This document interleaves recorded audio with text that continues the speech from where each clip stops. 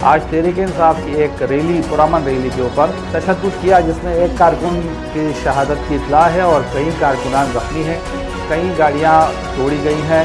राना सनाउल्लाह और पीडीएम की हुकूमत आखिर क्या चाह रही है? इमरान खान 61+ पॉइंट के साथ पाकिस्तान के सबसे मोस्ट पॉपुलर लीडर बनकर सामने आए हैं। हमें इंडिया से ये सबक सीखना चाहिए। वहाँ एक भी मार्शल्ला नहीं लगा, यह मत असल में किसी और की है। 64+ FIR काट चुकी हैं। तो चोरी डकैतियाँ बहुत ज़्यादा हो रही हैं। जी बिस्मिल्लाहिर्रहमानिर्रहीम। आज के व्लॉग में हम 3 चीज़ें शामिल करेंगे और इसमें एक बहुत बड़ी खुशखबरी भी है, और खुशखबरी आपको मैं बताऊंगा आगे।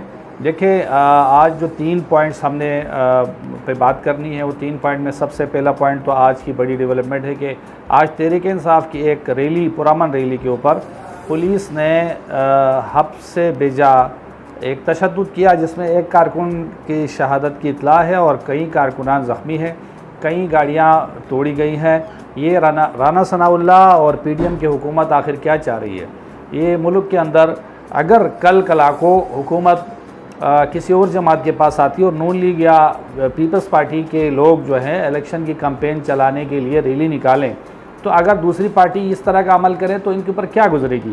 तो ये जो जमहूरियत के चैम्पियन अलम बरदार बनते हैं, ये सबसे बड़ा सवाल उनके ऊपर भी है कि वह आया कि इन सारे जमहूरी रिवायतों के ख़िलाफ़ जा रहे हैं। ये आने वाले वक्त को सोचना पड़ेगा, क्योंकि इनकी हुकूमत को ख़त्म होने के लिए 2 से 4 महीने, और जबकि अखलाक़ी तौर पे इनके पास तो वक्त ही नहीं रहा, क्योंकि इनके पास न तो कोई मसाइल हल करने के कोई प्लान है और ना ही अवामी मैंडेट है। हालिया सर्वे के मुताबिक इमरान खान 61+ पॉइंट के साथ पाकिस्तान के सबसे मोस्ट पॉपुलर लीडर बनकर सामने आए हैं, लेकिन उनके मद्दे मुकाबिल जितनी जमातें हैं उन सबको मिलाओ तो 30% नहीं बनते। इससे साफ ज़ाहिर होता है कि इमरान खान की पॉपुलरिटी इनसे कई गुना बढ़कर कई गुना ज़्यादा है, और इसके मुकाबले में अगर सारी पीडीएम को, सारी हुकूमतों को मिलाए, जो आवाम को ये बता कर आई थी कि हम मौजूदा माशी बहरान से इस मुल्क को निकालेंगे, आवाम को रिलीफ देंगे, जबकि 150 रुपये पेट्रोल, 300 रुपये घी और 50 रुपये का आटा था। ये आते ही इन्होंने 50 रुपये वाले आटे को 150 रुपये पे कर दिया, 300 वाला घी 600 पे कर दिया, और 150 रुपये वाला पेट्रोल 300 रुपये पे कर दिया। डॉलर 270, 80 रुपये, 90 रुपये से ऊपर चला गया। तो इसका मतलब ये है कि ये हुकूमत तो न सिर्फ माशी आदाफ हासिल करने में नाकाम रही है, बल्कि अवामी जो पॉपुलरिटी है वो भी ये लॉस कर चुके हैं। इनके पास अभी इसके अलावा कोई और रास्ता नहीं कि वो इस्टेब्लिशमेंट की बैसाखी के बगैर खड़े नहीं हो सकती, और इस्टेब्लिशमेंट को भी सोचना पड़ेगा कि माजी के अंदर ये तमाम तजुर्बात नाकाम हो चुके हैं। इस वक्त मौजूदा सूरत हाल में हमें इंडिया से ये सबक सीखना चाहिए कि 1947 से आज तक वहाँ एक भी मार्शल्ला नहीं लगा, या मार्शल्ला जैसी सूरत हाल नहीं रही। यहाँ तो आए दिन मार्शल्ला का ख़तरा हमेशा मंडलाता रहता है। न सिर्फ मंडलाता है, बल्कि पसे पर्दा ये भी नज़र आता है कि हुकूमत असल में किसी और की है। मौजूदा पीडीएम भी इस वक्त हमें हुकूमत करते हुए नज़र नहीं आ रही। इन सब का हासिल हसूल यही है कि मौजूदा सूरत हाल के अंदर जमहूरी इक़्तिदार का कत्ल हो रहा है, और जमहूरी इक़्तिदार ये है कि किसी भी पार्टी को अपनी सियासी सरगर्मी को आज़ादी से जारी रखने का मुकम्मल इख्तियार होता है।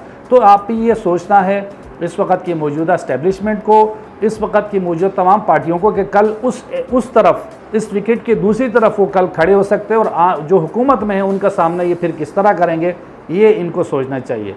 दोस्तों, अभी दूसरा पॉइंट हमारे सामने आता है, और दूसरा पॉइंट ये है, हम आगे इस पर बात करेंगे कि क्या आज रात में या कल इमरान खान साहब क्या स्ट्रेटजी बनाएंगे।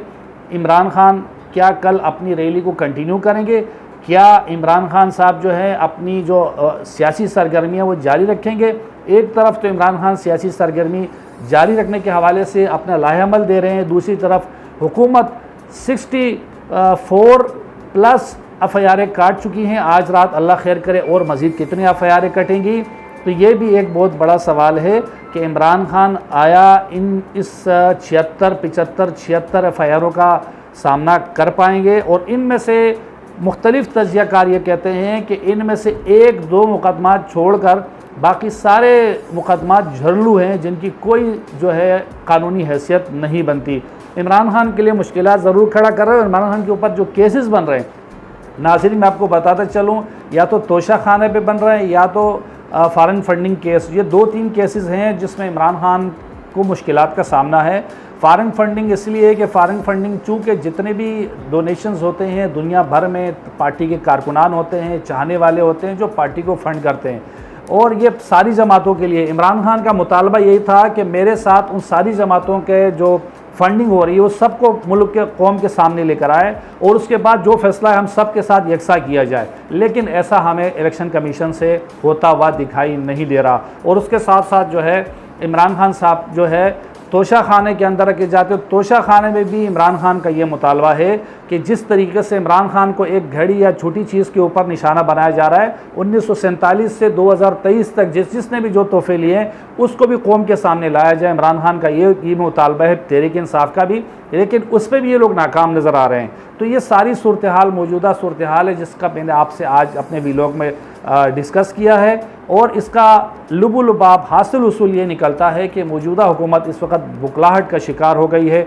हम सब दुआगो हैं कि मुल्क को इस अल्लाह से दुआगो मुल्क को इस मुश्किल सूरत हाल से अल्लाह पाक निकालें। चोरी डकैतियाँ बहुत ज़्यादा हो रही हैं। आपने नाज़रीन एक वीडियो वायरल हुई, आपने देखा होगा कि डिफेंस के एरिया के अंदर कुछ लड़के मोटरसाइकिल से बड़े इत्मीनान से उतरते हैं, बेचारा किसी गाड़ी वाले जाने वाले को टीटी तानते हैं शीशा पे और उसके बाद उससे पैसे लेके जाते हैं। और ये रोज़ का रूटीन का मामला है। आए दिन लोगों से मोबाइल स्नैचिंग, पैसा छीनना, लोगों को इस दौरान टारगेट करना, और कभी कभी ये डकैत किसी अवामी लोगों के हाथे चढ़ जाते हैं तो फिर इनका जो इंजाम होता है, कहीं कहीं लोग कानून हाथ में लेते हैं, कभी कभी ये लोग इनको जान से भी हाथ धोना पड़ता है इन डकैतों को, इन चोरों को। लेकिन ये तमाम तर सूरत हाल की ज़िम्मेदारी हुकूमत वक्त की होती है। और 18वीं तरमीम के बाद ये सियासी सूबाई सब्जेक्ट है, और सूबाई सब्जेक्ट है। सूबा सिंध की जो पुलिस है वो आधे से ज़्यादा इन तमाम वज़रा के प्रोटोकॉल में लगे हुए हैं। गरीब आवाम को इन डाकुओं के रहम करम पर छोड़ दिया गया है। तो मौजूदा सूरत हाल में इन पुलिस को, IG सिंध को, CCPO सिंध को ये बात सोचनी चाहिए कि हमने पेट्रोलिंग को किस तरीके बढ़ाना है, एक आम आवाम को, आम आदमी को हमने किस तरीके से इन डकैतों, चोरों, डाकुओं से बचाना है। ये बहुत अहम सवाल है। इस पर तमाम सिविल सोसाइटी के अंदर बड़ी सख्त किस्म की तशवीश और गहरे दुख और फ़िक्र की लाक है। तो ये एक बहुत बड़ा सिविल सोसाइटी की तरफ से बड़ा मुतालबा आ रहा है कि इस पर फिलफोर या तो IG को तब्दील किया जाए, क्योंकि IG जो है, IG सिंध इस तमाम सूरत हाल को काबू करने में नाकाम रहे हैं, और दूसरी तरफ जो है आवाम डाकुओं के रहम करम पे मज़ीद नहीं रह सकते।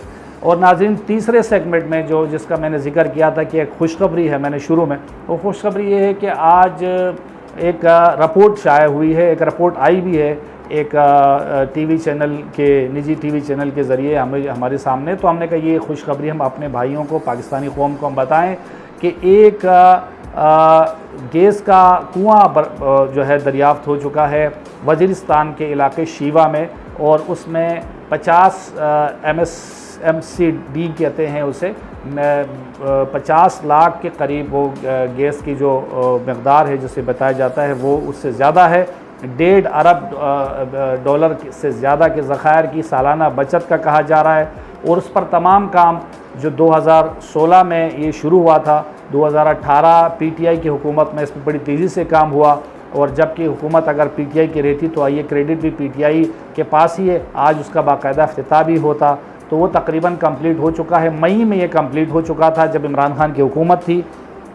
तो इमरान खान ने जाते जाते ये कौम को एक बड़ा तोहफ़ा दिया है। सुई के बाद सबसे बड़ा हमारे पास जो इस वक्त ये कुआं दरियाफ़्त हुआ है, हम आपके वीडियो भी दिखाएंगे इसकी, आप वीडियो भी साथ साथ देखते जाएं, क्योंकि ये एक अहम डेवलपमेंट है पाकिस्तान के लिए।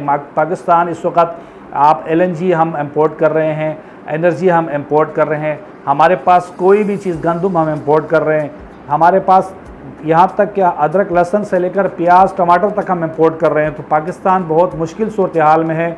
डॉलर चूँकि 300 के आदाफ को छू रहा है, उस तमाम तर मुश्किल सूरत हाल के अंदर ये बड़ी खुशखबरी की ठंडी हवा का झोंका है जो हम आवाम को बताना चाह रहे थे कि बहुत बड़ा एक कुआं दरियाफ़्त हुआ है शुमाली वज़ीरिस्तान के इलाका शीवा में, और ये कौम को बहुत बहुत मुबारक हो। इंशाल्लाह अगले व्लॉग में इंशाल्लाह आपके साथ मज़ीद मौजूदा सूरत हाल पर डिस्कस करेंगे और मौजूदा हालात जो इस वक्त जा रहे हैं उस पर हम रोशनी डालेंगे। मैं हूँ सर बुलंद खान, इंशाल्लाह आपके साथ मुलाकात होती रही। अपने साथ ही दोस्तों रिश्तेदारों का ख्याल रखिए। अल्लाह हाफ़िज़।